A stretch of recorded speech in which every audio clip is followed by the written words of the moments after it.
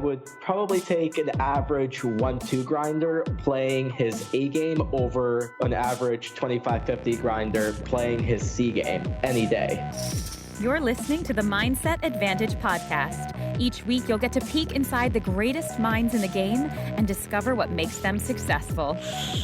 Mental toughness separates those that can't handle the stress. If you're going to treat it like an amateur, you're probably going to have amateur results. Here are your hosts, Elliot Rowe and Adrian Talenchik Rousum. And welcome to the show. So Talon, tell us about yourself. I'm Adrian Talenchik Rousum from Team Pro Online with PokerStars. When I'm not at the tables or on Twitch playing poker, I am also an occupational therapist. So I have a strong interest in both the mental aspect of poker and the mind game of poker. This week we've got Tommy Angelo coming on. He's talking about his new book, Painless Poker, that he's recently released. And just something to mention, I've now released my Mindset Academy, and you can check that out. And what you get there is you get a webinar from me every month. You get a question and answer session with some of the top pros in poker. We're going to bring on a different pro every month for Mindset Q&As. And then there's going to be lots of other video content, all of my hypnotherapy MP3s, my simple volume system I launched last year, and plenty more. So make sure you check out the Academy as well. So enough of me advertising myself. Let's give Tommy a call. Hey, Tommy, welcome to the show. Thanks for coming on. If you could introduce yourself to our listeners. Hi, Elliot and Adrian. Thank you. I started playing poker when I was just a kid. Me and my buddies always played at my house all through high school and then during the college years. And in my 20s, I was a professional musician and always had this dream in my mind of becoming a pro. So I quit the band in 1990, started playing full time. I was grinding for the first 7 years in basement home games in my hometown of Columbus. And then I moved to California in 1997 to play poker. The first 6 years out here was great. I was living right next to a casino. Another casino opened up down the road, and it was just all poker all the time. That was when I was writing poker articles and got a little recognition from writing a lot of 2+2. That was 2001, 2002 through 2004. And then when the boom hit, there was a big demand for instruction. A lot of people were teaching beginners because there were so many beginners. I started putting together a coaching program for more experienced players that wasn't just about how to bet better and about the strategy, but it was also about the mindset part and about how to stay stable. Because the one thing I had learned in my career was that even though I had become a very good player in terms of betting skill, my win rate was never what it should be because of tilt factors. And I realized very early on that that was going to be where I was really going to put a lot of my effort. And so because I did so much work in that area on my own, right at the beginning when I started coaching, I was able to help guys with that. And that was also right around the period, 2003, when I started meditating every day. I've meditated every day since then for 14 years or whatever. Because I was developing that skill and it had such a huge effect on my poker game, I was exposing some of my clients to some of the basic meditation techniques, the very simple things that they could even do on the table, even if they weren't interested in having a formal meditation practice.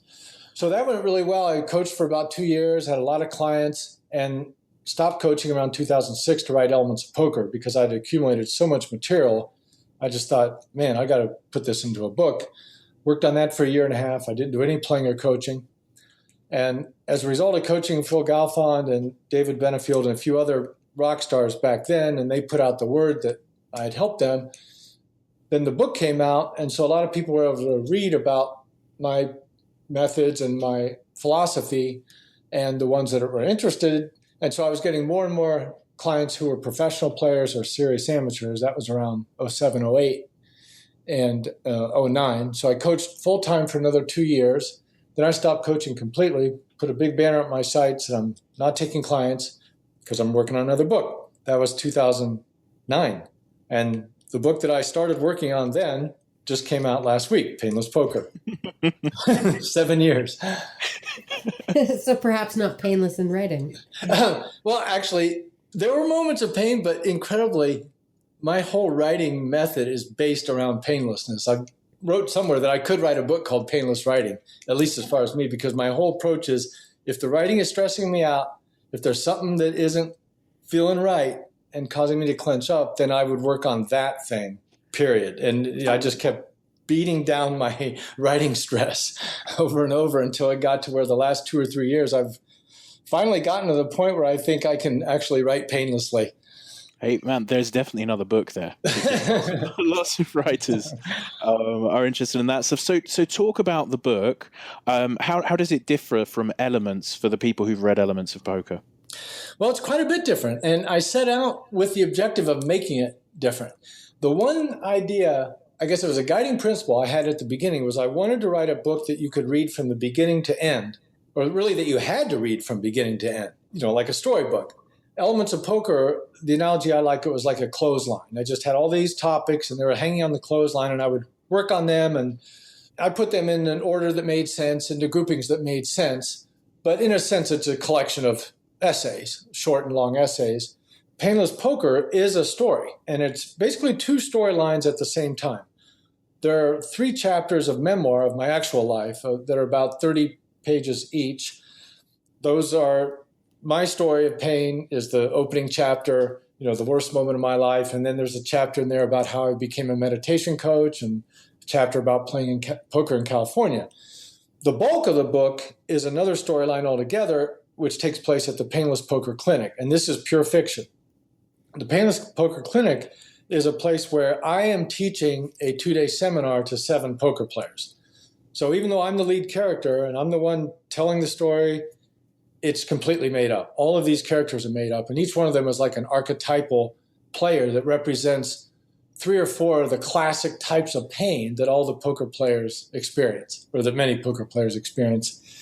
I thought it was a pretty good idea to do it like this, but then once I got going, I realized, wow, this is a great way for me to say everything I want to say about all this stuff, because if I have a character who actually is, let's say, a lawyer who drives down to Foxwoods every weekend to play, he's got a family and kids, and he wishes he could play more poker, but it causes all this stress at home. I've coached guys like that. I'm sure you have too. And I can't very well write a book like Elements of Poker and say, here's what you should go do if you're a married guy.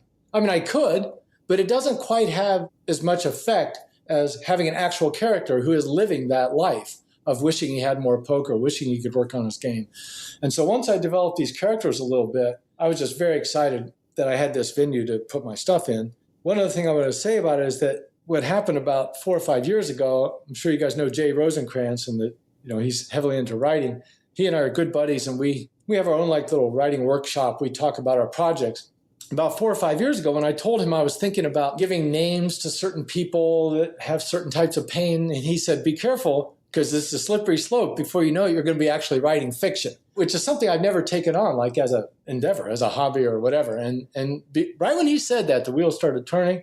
I started buying books about writing fiction. I started reading more fiction again. And about 4 years ago, I took up the craft of writing fiction as if I were taking up a new musical instrument. It's been my compulsion, my absorption. And because Painless Poker started out as just a collection of notes and things, and then sort of morphed into a fiction book the hard way, I'm really looking forward now. My next book is probably going to be a novel, just an actual novel, not about poker, not about anything, just a regular old fiction novel. So that's where I'm heading artistically as a writer. There's a reason they say that truth is stranger than fiction, right? Well, yeah, the word truth and fact, the way fiction writers use those things, I really get that now. It's like the facts of even some of the memoir parts, that you read about in Painless Poker. If you're reading the detail, it's like, well, then nobody could remember this type of detail from 15 years ago. And you're right. Some of the details I put in there, I'm not making them up because they're true. There's truth in them. And there's truth in the things that were said. I can't remember exactly what dialogue happened in 1995 in St. Louis, but I depict dialogue. So the things that were said at the time that I don't remember are still embodied in the made-up version. The truth is there, even though the facts are not accurate. You're sounding like a politician, Tommy. And in terms of, from a learning perspective, I found it quite easy. I've read the first couple of chapters of the book. So rather than reading a prescriptive book of you should be doing X, you should be doing Y, this is what should be happening at the poker table, it's much more learning through metaphor, isn't it? Yeah, metaphor and relating to the characters. And so if you're reading along and there's a character, one of the characters is an online grinder, And so let's say an online grinder is reading it and they get to relate to Charlie because he has the same pains and he's had some of the same experiences. And then as you watch Charlie learn and grow during the 2 days at the clinic, that reader might just be pulled along with that and absorb the material in a more personal way that's meaningful to them rather than just reading, essentially information on a page. Yeah, I can definitely see that. I mean, for myself personally, I have always been somebody who learns through practice. So reading a book that has characters that I can relate to, I think would be perhaps a little bit easier than a heavily theoretical book. Mm-hmm. In terms of from the seminar point of view, is this something that you do actually offer in terms of group seminar, couple of days training, or is this something that's purely fictional and you're not considering offering that as a service? I've never done a seminar and I'm not considering it. I did consider it a while back. And what I realized is that my method of coaching, I think one of the reasons it's pretty effective with some of my clients is because it's personal, it's one-on-one. We develop a sense of mutual trust that allows us to express ourselves and, experiment. And I find, and I'm sure this is true for you, the more you know about your client, the better you can help. Being in a group situation, there are certain things that could probably happen there that might be good for the clients, but it isn't going to be quite the same sort of opening up. One thing that's interesting about the Painless Poker Clinic is that none of these people paid to be there. They weren't volunteers. This is kind of what makes the story interesting, I think, at the beginning and adds a lot of the conflict is that they were beamed in. It's a magical setting.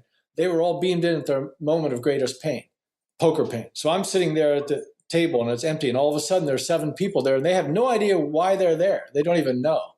And so the fact that they weren't volunteers for the coaching adds a lot of stress and tension and me trying to hammer some of these ideas home to unwilling participants. I was reading up a little bit about your Tiltless program and how it's 4 days in person and it definitely takes a different path than any sort of training or coaching program I've seen, in that, you go for lunch, you go for dinner, you go for a walk around. And I found it really interesting that you play in the same game as the person you are involved with coaching. And I just thought surely this must have led to some really interesting moments. Yeah, the playing in the same game is pretty critical. And it's really funny. It's like it used to be I would be taking notes on paper, but now I can take notes on my phone and it just looks like I'm texting. So that's pretty cool. It allows change to happen. So we play at night and then the next day in the room when we're talking and I say, here's something I saw, blah, blah, blah. And the next night they can do it. And then they can report back on how did that feel? And I'm talking not about betting strategy stuff at all. This is all about table presence and, mindset and all that. And the other thing I think is good about the long program and being together kind of isolated like that is when it comes to the meditation type things, some clients come to me, they're a little bit interested. Some of them have done it and want to learn more. And so we do some of that each day. And so over the course of 3 or 4 days, there's time for us to sleep on these ideas and mull on them. And it allows for some real progress to be made during that period. But what I'm really doing is setting a foundation for them to teach themselves and grow on their own. But then there's also follow-up coaching that comes with the program as well. I mean, as you're probably aware, the coaching I do is sort of single sessions. Typically, it will be 1 hour or 90-minute session, and then a week or so until the next one. It must be quite nice to be able to devote your time to one client over that sort of period of time so that, there's enough time for you to truly get to know each other in that time scale. Yeah, it is. And we get to know each other a little bit beforehand through emails and this and that. And that's why I like to go to Vegas, because then I'm completely away from my normal scene and distractions, and so are they, and we can really immerse in it. And in terms of with the book, is this just the stepping stone into fiction? Is this your final poker work, do you think? Is this what you've been working towards and then you're going to go back and not come back to poker writing? Or is this another, do you think there's going to be a Painless Poker 2 or something along those lines down the road? No, this is it as far as poker for me. I'm pretty sure of that, and at least in terms of books. I do write some stuff for online magazines, and I might keep up doing that. I'm still going to be around. I mean, I'm probably going to be marketing this book for a while in some version or another. But in terms of writing new content, any major new content about poker, I don't think it's going to happen. I really did try to put everything I had in this. In my newsletter that I send out, my last one I sent out the day of the book came out, which was Tuesday, I just said, I have no more words left. I put them all in the book, which is really how I feel. I just didn't hold anything back. And that's not to say I won't learn more things about poker, but I can already tell that my new frontier is going to be writing fiction. That's where I'm naturally drawn now.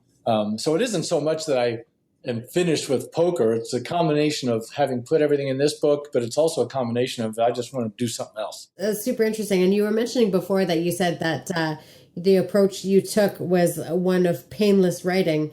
I'm sure that there's a big wide market for that, because anytime I hear about a writer, I just always think about writer's block and screaming sessions in front of the typewriter or computer or pencil and paper, whichever way. So it seems like it's an unrealized market. Yeah, it is. I mean, if I were to write an essay or a book right now about painless writing, all I would be able to do is talk about how I do it. And the way I got there, it's all about meditation for me. It's all related to that all the time in terms of how I can become more and more painless at whatever endeavor it is. If I were to want to write about painless writing, though, I would have to go coach people on writing first before I would feel qualified to teach somebody who's really struggling. I'm looking forward to reading your book, Elliot, because I'm sure you're going to have a lot of things in there that you've learned from coaching, right? So the coaching has been phenomenal in terms of the information. I mean, we learn as much from the clients as they learn from us, I'm sure. Absolutely. So yeah, I actually have thought about possibly coaching writers. I can just tell you, I have 2 books I'm developing. One is an actual fiction book. I won't go into that. I was coached by a fiction writer to never tell somebody about your book in progress. But another book I can tell you about that's nonfiction, that's related to our topic, is, and it also relates to painless poker. The title of this book is going to be Dailiness. That's the title. And the subtitle is How to Grow Your Own Meditation Practice. And it's going to be a very short book. It's not going to have anything in there about why to meditate. It's not going to have anything in there about why meditation works. It's just going to be for people who already are convinced it's a good idea. How do you pull it off in the modern world? How do you do it and not have lapses and have a job and have kids and do it? And that is something I feel very highly qualified to write about and teach about, because that's exactly what I've coached many of my clients with, along with poker. Many of them have been very interested in developing a meditation practice. So I have a lot of experience at coaching beginners at meditation. And that's something we talk about an awful lot on the show. Certainly a big fan of meditation. Could you give your reasons why meditation practice is so important and why it's applicable for poker, just for listeners who may not be sure? Sure. It's applicable to everything where you experience some kind of stress or strain because you're unhappy with how things are.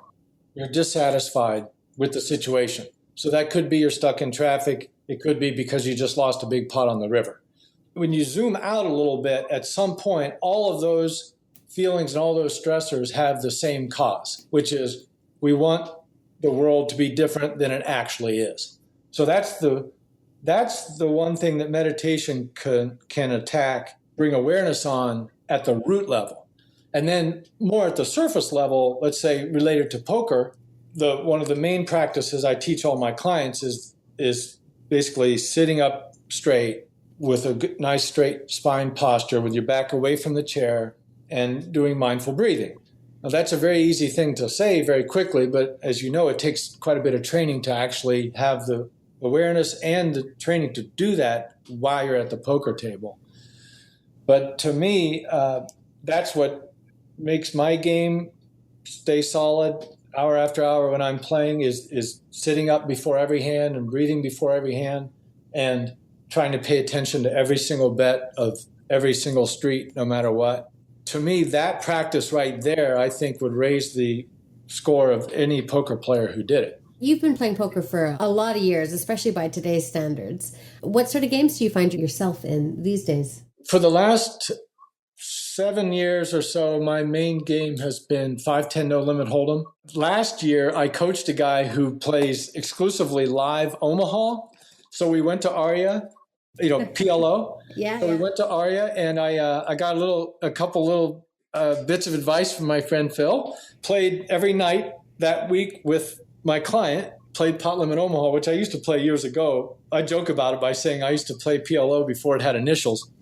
But I can tell you a funny little story about that. So the very last night, Thursday night, the program starts on Monday. We end Thursday night. Thursday night at 6 p.m., I'm officially off duty. But we go play poker again anyway. But that's my night to play whatever I want to play.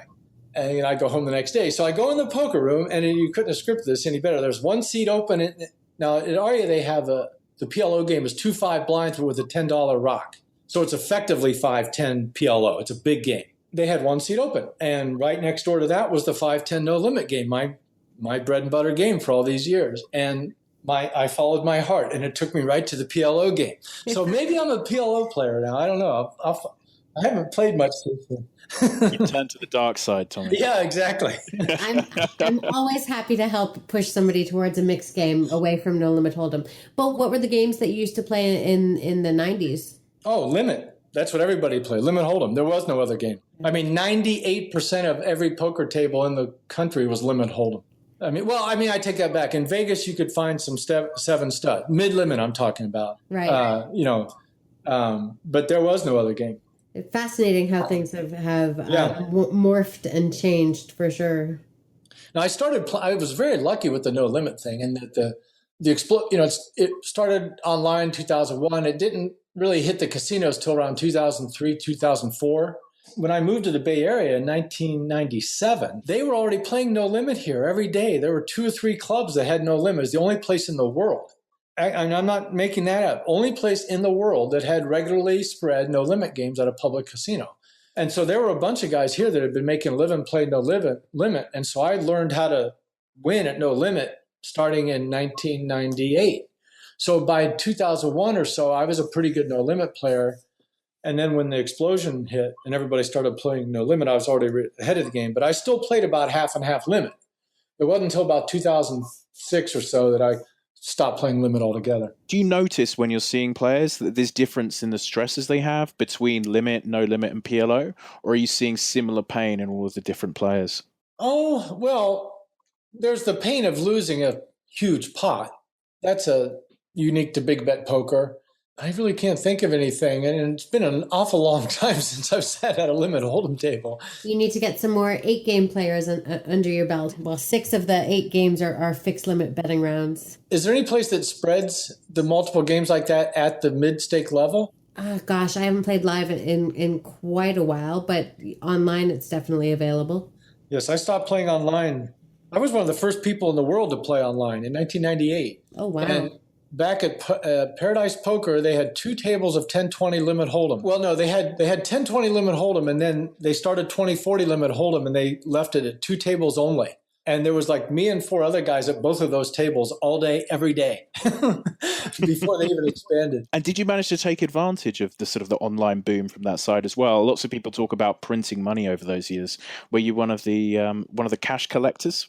I was, yeah. It was very, very easy money back then. Yeah, it really was. I ran into some trouble with just playing too much and turning into a complete tilt monster, as you've gained insight into that from reading part of my book. But I really struggled with holding my head together playing online, and I quit altogether in 2003. I metaphorically, as almost realistically, but I pretty much threw my computer away and got another computer that was completely untainted. And I haven't played a hand since 2003.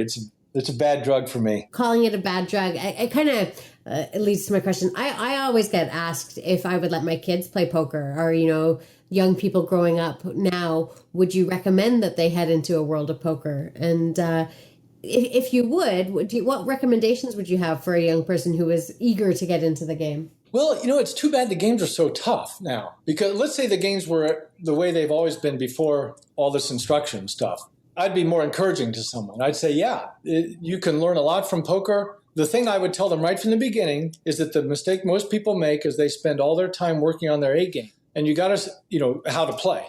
And I would say once you get to where you have a decent amount of chops, and you know what it looks, you know about the pain, you know what it feels like to get frustrated and tilt. If you want to be a great player, then right from the beginning, you need to work on the tilt reduction at the same time that you work on the skill increase, and not wait 5 or 10 years like most players do.